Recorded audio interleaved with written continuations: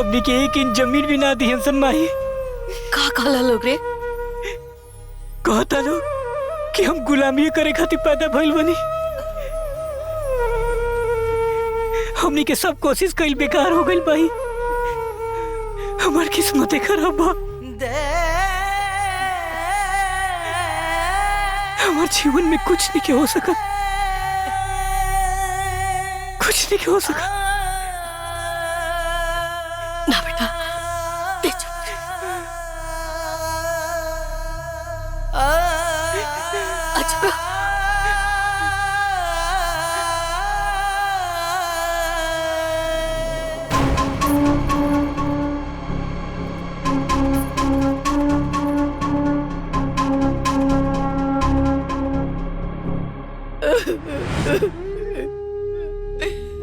कभी सन हमारे सोना जैसन बेटा करवा दिला सन।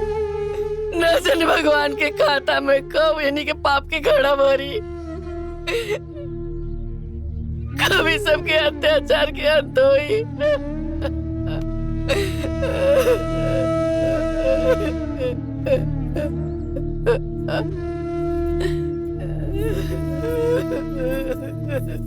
बस करी, चुप हो जाए, चुप हो जाए। बात सुनी, जैसे वो लोग हमनी के साथे बेईमानी कैले बाना, वैसे हमनी के भी उनकरा के साथे बेईमानी कैल जाई। हमने से कैसे हुई दुली? हमनी के पास कला बाना। कला? हमने भी कौन कला बा? रहुआ सामान चुरावे वाली कला और हमार झूठ बोले वाली कला। ऐसे हो जाई? रहुआ के अपन खेत के कागज और गहना चुरावे के बा। बाकी हम झूठ बोल के सब कवर कर ले। उसे हो जाएगा? काहे ना हुई, सब हो जाई। दुल्हन, बेटवा के पता चली तो मुआ दी हमनी के। वहाँ के बतावे के ही नहीं खे, बिल्कुल नहीं खे बतावे के। अब चली चुट्टिन सास और झुट्टिन पतोह के कमाल। कारे हई बाप दादा के कल सब रखल बा हैं, तो उन्हीं से कुछ होई?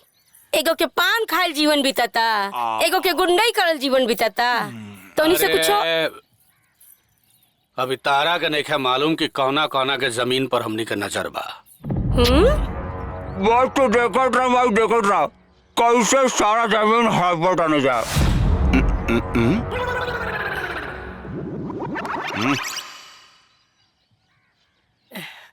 अरे मालती, तू अपन पतोहिया के काय खातिर लेके आइल बाड़ू?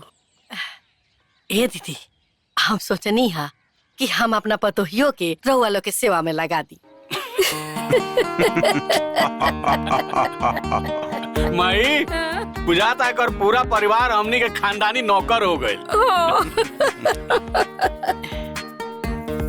रउआ लोग हमनी के पालनहार हैं, जीवन आधार हैं, तारनहार हैं। रउआ लोगन के सेवा करब तो भगवान के सेवा के बराबर हो जाए। वाह, का बात बा। महारानी लोग रउआ लोग के पटरानी आ गए। वहाँ से काल जौन गलती हो गई रहे, ओकरा खातिर हमनी के माफी मांगतानी। वो पागल है, ओकरा के जरा समझा के रखा। हाँ, न तो कहियो हमरा हाथ से 2-4 झापड़ खा जाई। और अगर झापड़ से ना समझी तो हमरा के लटियावे भी आवेला। चलो छोड़ा, मदनवा से डील करे बा। मानी तो मानी, ना तो चलो हम अपने अंदाज में बात करें।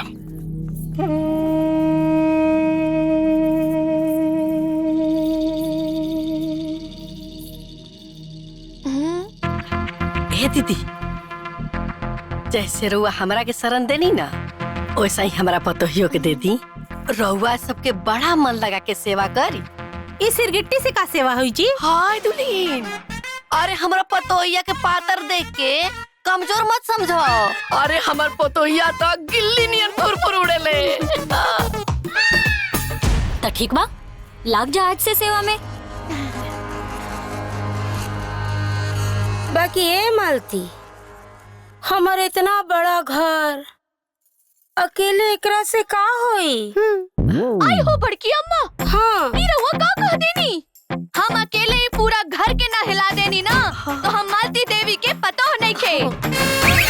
ए दीदी, रहुआ इजा बैठ जाए, रहुआ इजा बैठ जाए। आज से रहुआ दोनों जन के कुर्सी छोड़े के नहीं खे। आज से घर के सारा काम हम करब। रहुआ के चाय चाहिए, पानी चाहिए, खाना चाहिए, जवान कुछ भी चाहिए, रहुआ लोग के इजा मिली। रहुआ लोग के हिले की जरूरत नहीं खे। माँ जी। हाँ जी, चली जी। अरे बाप रे बाप, ये तो बिजली के करंट से भी तेज बिया हो।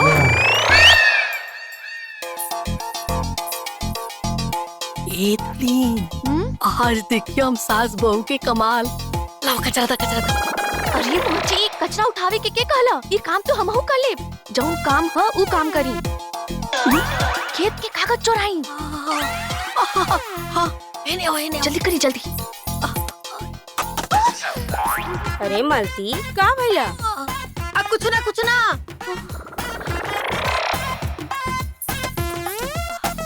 जल्दी करी।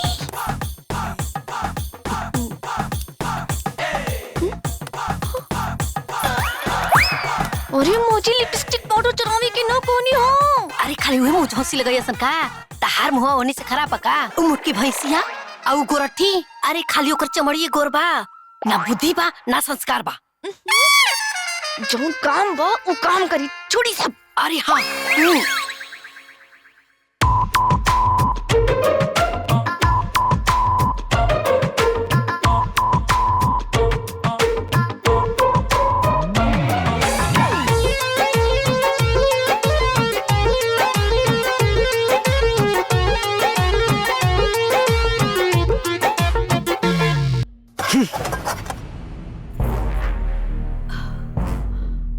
ते हमरा से बिना बतौले इनका के ऊ घर में लेके काहे गईले ह? अरे बेटा, का हो गई? का हो गई? हमरा साथे साथे का पूरा खानदान ऊ घर के गुलामी करी? यू घर में ना जिहे बस। अरे माँ जी ना ले गई नी। हाँ, हम खुदे अपने मन से गल रहनी माँ जी की मदद करे खातिर। अगर माई से काम नहीं होत ना तो हम करे सारा घर के काम, लेकिन तू घर में ना जेबू बस। तो रहुआ खिसियात काहे बानी? और रहुआ ई मत सोचे कि हमनी के वजह काम करतानी तो गुलामी करतानी। अरे हम माँ जी की मदद करतानी। और वैसे भी तो हम घर में अकेले ही रहनी ना। तू घर के पतो हो, बुढ़िया ना।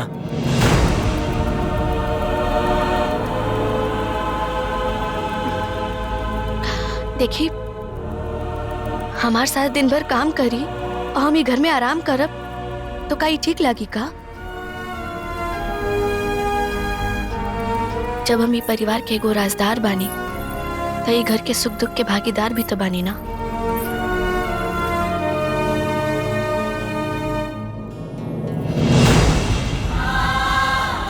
बोली बानी की ना?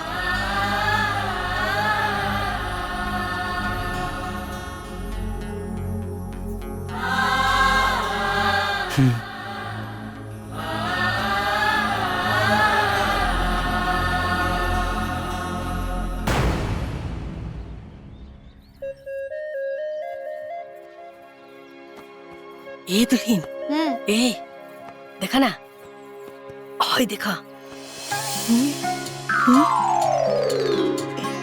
ये कहा? अरे नाइटी हो, छोटकी दुल्हनिया के चुरा के लिए आइल बानी। केकरा खातिर? अरे तारा खातिर।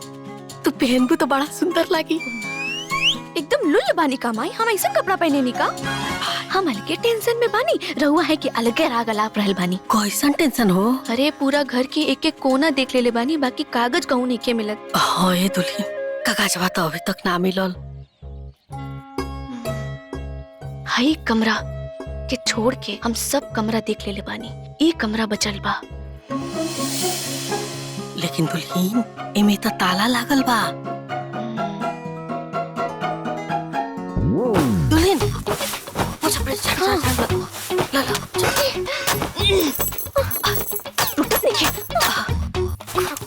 अरे माई जल्दी करो, ताला खुलता नहीं है। अरे जल्दी साफ करो। अरे ई कौन बेरा झाड़ू लगावे के? दीदी देखी ना कितना कचरा हो गया बा। ये ताला खोल देती तो ये कमरा भी साफ कर देती। हाँ दुल्हन ने मुंह पोछा लगा देती। अरे ना ना ना, ये दरवाजा ना खुली। यही में ससुर जी के परान छूटल बा, तब से ही कमरा बंद रहेला। खोलते ही सासू माँ के मिर्गी आ जाला। पहले है तो साफ करी। मिर्गी आ जाला?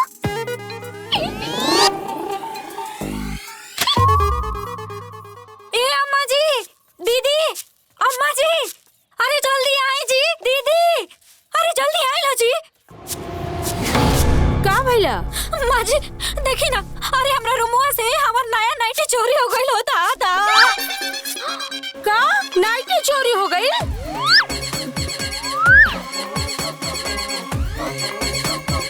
ए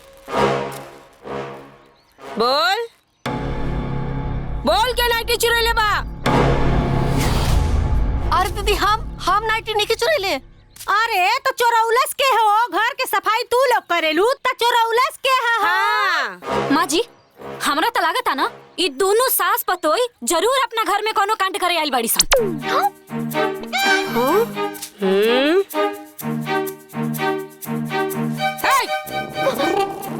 बहुत कहनी खे का बनाई?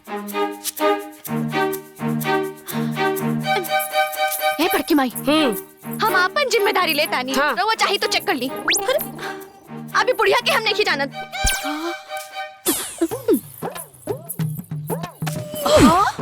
अरे झुटनिया, हम इतना दिन से घर में काम करता नहीं, एगो सुई आज तक चोरी ना भइल होई, लेकिन तोरा होते कैसे चोरी हो गई? यही से तो हम हो पूछता नहीं कि हमरा इतने काहे चोरी हो गइल। रउरे कोनो चाल बा, रउआ अपना पहने खातिर चोरैले हो कब? हे भगवान, हम बुढ़ापा में नाइटी पहनब रे। हाँ तब का मन हो गई होई?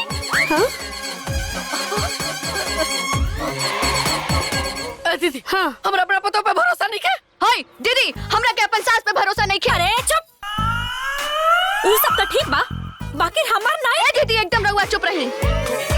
राउर नाइटी खातिर हम अपन जान दे दे। एकरा के तो हम इज्जत उतार दे। चली रउआ घरे सब चलो हम हाँ चली ना, चलो बताओ तो चली ना फिर बताइए। बाप रे बाप। अम्मा जी हमार नाइटी। चुप।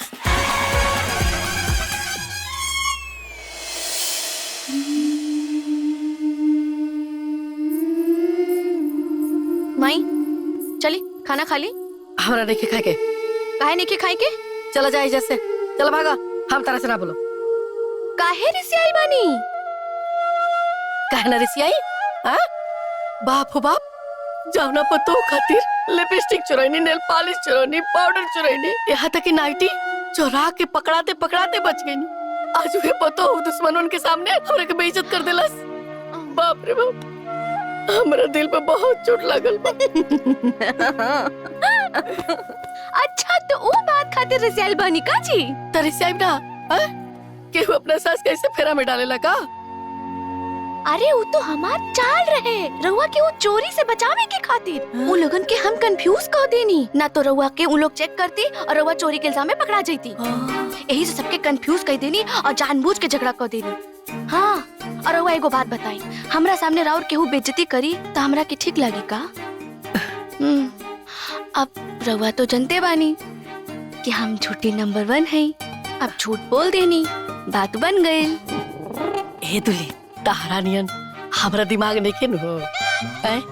तू दूर के सोचा तारू, हमार पतो कितना होशियार भी है। तब तो भी तो छोटे सास के हो। चला निकाला खाना। चली।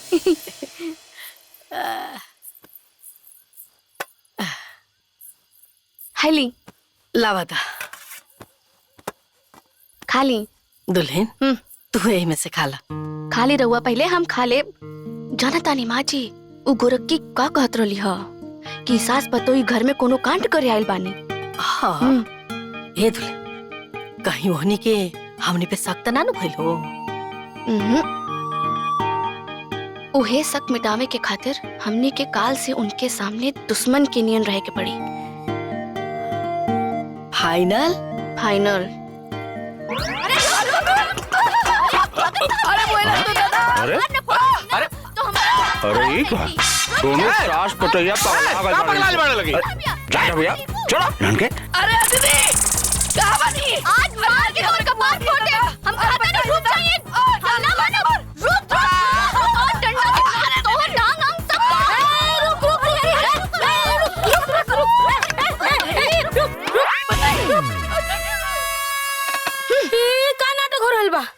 दीदी हमरा ऐसा बताओ ना चाहिए। तो हमने के भी ऐसा साथ न चाहिए।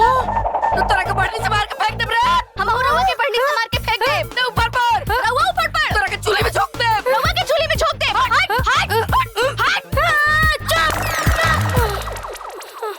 एकदम चुप, नहीं तो हम तोर कपार फोड़ दे और तोर टांग तोड़ दे। अरे अम्मा जी रहुआ शांत हो जाई नहीं तो राउर बीपी बढ़ जाई इन दोनों के चक्कर में। तोहन लो दोनों जाना हमरी सास के मुआवे खातिर आइल बाड़ू लोग का। दीदी इतना साल से घर में काम हम ही करतन ना। तो हम ही करब, ही ना करी। और हाँ रउआ हमर बड़ जेठानी है ना, रउआ हमार बात माने के पड़ी। अच्छा राउरी जेठानी है तो हमरा लगे भी दू गो जेठानी बा। काम तो हम एहिजे करब। हम करब, हम करब। हम करब, हम करब। हम करब रे। चुप। हाँ तो हम तो चुपे बानी। चुप। ले ली जो फैसला लेके बा। फैसला हम करत ही। सास करी सास के काम और पतो करी दोनों पतो के काम। कोनो कंफ्यूजन तो आप हल्ला गुल्ला ना, आपन आपन काम करा। ते मौक के सत्यानाश करके रख ले बिया दोनों लोग।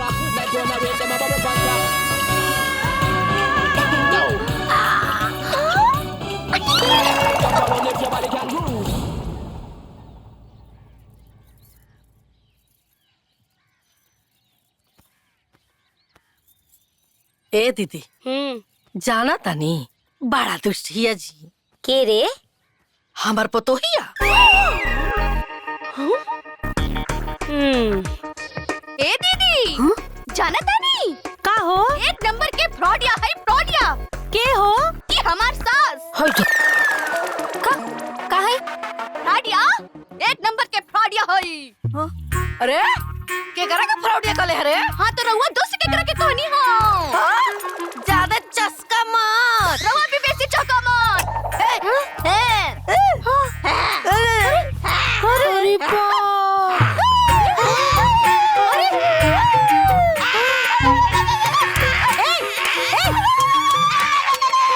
फिर तोहनी लोगन के शुरू हो गई। माँ जी अब रउरा ई दोनों सास पतोई खातिर ना लाठी रखी घर में। अगर तू दोनों ही घर में फिर से लड़ाई कैलू ना तो घर से भगा दे। हमार बात याद रखिया लोग। बस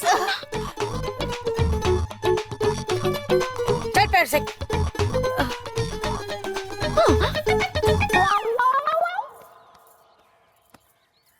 ए अम्मा जी अरे राउर हथवा कितना सुंदर हीरोइन लिखन लौकता जी। अब का पहले देख ले रह तू। दीदी देखी अम्मा जी रउआ इतना हीरोइन बनेनी आ कितना ढील बजी रउआ मथवा में। एक लपड़ सब तोर वैसे भइल। हमार कंगी लेके झाड़त रहे तोर वैसे भइल। उ नैहर से ले आइल बिया। अरे अम्मा जी हमरा में तो एको ढील नहीं खसन। अरे तोरा के नइखे कहत, बड़की के कहत है। अब हमरो में नहीं खे। ठीक से देख। चुप। बाकी रे हाय मालतिया के मुंह में पहले आवाज ना रहे हैं, और जब से एकर पतो आइल बिया घड़ी घड़ी कच कच होत रहेला। बहुत ही बाउर और लापरवाह मेहरारू हिया। हाँ अम्मा जी रउआ देखनी ना कितना अपने नवी नवेली पतो से लड़त रहेले। भगवान बनौले बड़न त सास पतोही के जोड़ी। है तू दोनों ओकर पतो के सोचता रे हैं? ए संगत के असर नानू होता ना अम्मा जी। कान खोल के सुन ला लोग। हम ओइसन सास ना बानी। जीभ खींच ले, माला बना के गले में पटना दे। संगत के असर होता